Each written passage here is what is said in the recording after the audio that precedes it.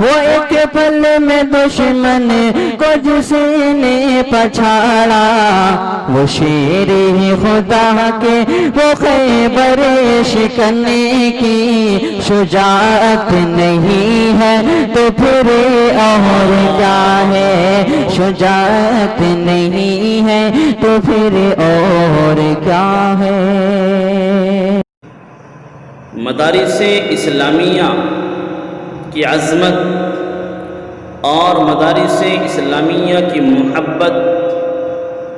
اور علماء اکرام کا احترام ہمارے دلوں کے اندر جگہ کر سکیں اور ہم ان کی عظمتوں کو اور ان کے احترام کو اپنی زندگی کے اندر لا سکیں، چونکہ ہم دیکھتے ہیں کہ ہماری اولادیں جو دین سے دور ہوتی جا رہی ہیں، ان کی نظروں میں مدارس اسلامیہ کی وقعت اور علماء اکرام کا احترام نکلتا جا رہا ہے۔ تو ناظرین یاد رہیں، یہ مدارس اسلامیہ جو اس وقت آپ اپنی نظروں سے دیکھتے ہیں، کہیں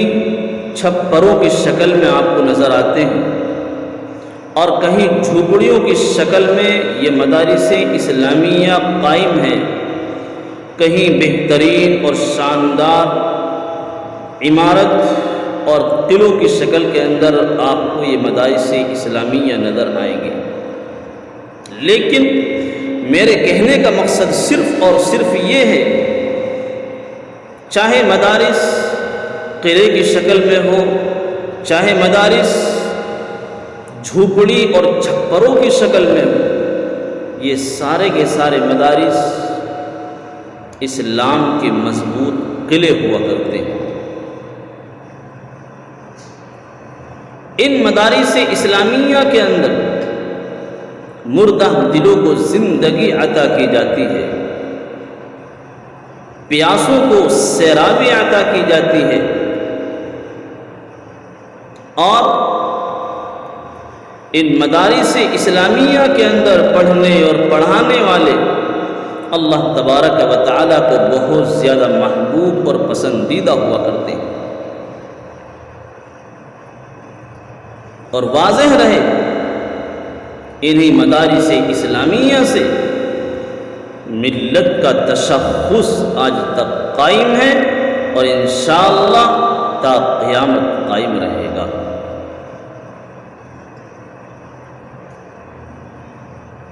اور حقیقت ہے کہ دنیا کی سرزمین پر اگر مدارس اسلامیہ نہ ہو اور دنیا کی سرزمین سے اگر مدارس اسلامیہ کو ختم کر دیا جائے اور مدارس اسلامیہ کے اندر کام کرنے والے اور دین کی خدمتوں کو انجام دینے والوں کو دنیا سے نیست و نابود کر دیا جائے، تو پھر تمہاری اولاد اور تمہارے معصوم بچوں کے ذہنوں کے اندر قرآن کریم اور احادیث نبویہ اور تمام تر دین کا علم پیوست کرنے والے نظر نہیں آئیں گے۔ اس لیے میرے بھائی اور مسلمانوں، میں آپ تک یہ اپنے دل کا درد اور بہت ہی فکر کے ساتھ یہ پیغام پہنچانا چاہتا ہوں کہ وقت بر وقت ان مدارس اسلامیہ کا خیال رکھا جائے، ان مدارس اسلامیہ کو محبت کی نظروں سے دیکھا جائے اور ان مدارس اسلامیہ کے اندر پڑھنے پڑھانے والوں سے محبتیں کی جائے اور ان سے تعلق قائم کیا جائے، ان کی مجلسوں کو اپنی نشست و برخاست کا ایک ذریعہ بنایا جائے۔ کیوں؟ اس لیے کہ یہ علماء آپ کو زندگی کے ہر لمحے کے اندر کام آئیں گے اور ان کی آپ کو ضرورت محسوس ہوگی۔ حقیقت ہے، اور میں بارہا یہ بات کہا کرتا ہوں کہ مسلمانوں دل کے کانوں سے میری اس بات کو ذرا سنیے گا کہ جب اس دنیا کی سرزمین پر کوئی بچہ اسلام کو ماننے والا اور اللہ اور اس کے رسول سے محبت رکھنے والا ایک مسلمان کے گھر کے اندر آنکھیں کھولتا ہے اور وہ جنم لیتا ہے، تو آپ بتاؤ سب سے پہلے اس کے کانوں کے اندر اذان پڑھنے والوں کو تلاش کرتے ہو تو پھر وہ کون ہوتے ہیں؟ یہی علماء کرام اور یہی حافظ قرآن۔ اور آگے چلیے، اب یہ بچہ پرورش پا کر کے جوانی کے عالم میں قدم رکھتا ہے، اور پھر آپ اس کا رشتہ تلاش کرنے کی فکر میں رہتے ہیں، اور جب نکاح ہوتا ہے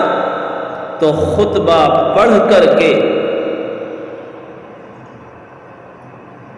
آپ کے زندگی کا ساتھی جو بننے جا رہا ہے، بتاؤ میرے بھائیوں اس آپ کے زندگی کے ساتھی کو حلال آپ کے لیے کون کر رہا ہے؟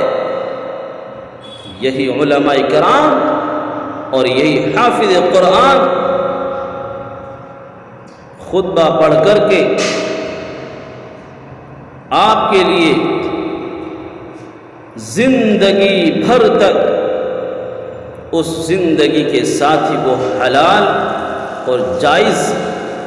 کراتے ہیں۔ کیا اب آپ ان سے فائدہ اٹھائیے۔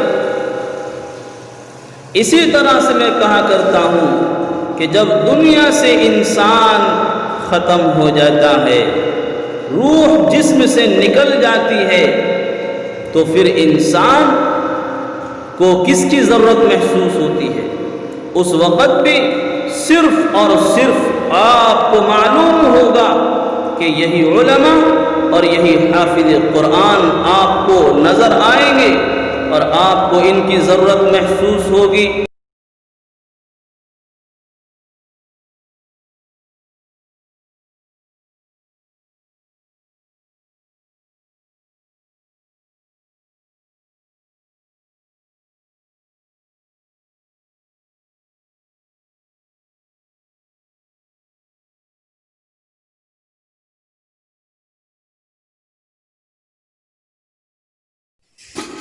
معلوم یہ ہوا کہ پیدائش کے وقت بھی علماء کی ضرورت اور نکاح کے موقع پر بھی علماء کرام کی ضرورت، اور جب انسان مر جاتا ہے اس وقت بھی علماء کرام کی ضرورت محسوس ہوتی ہے۔ اس لیے میرے بھائیوں، میں بارہا کہا کرتا ہوں کہ اللہ تبارک و تعالی سے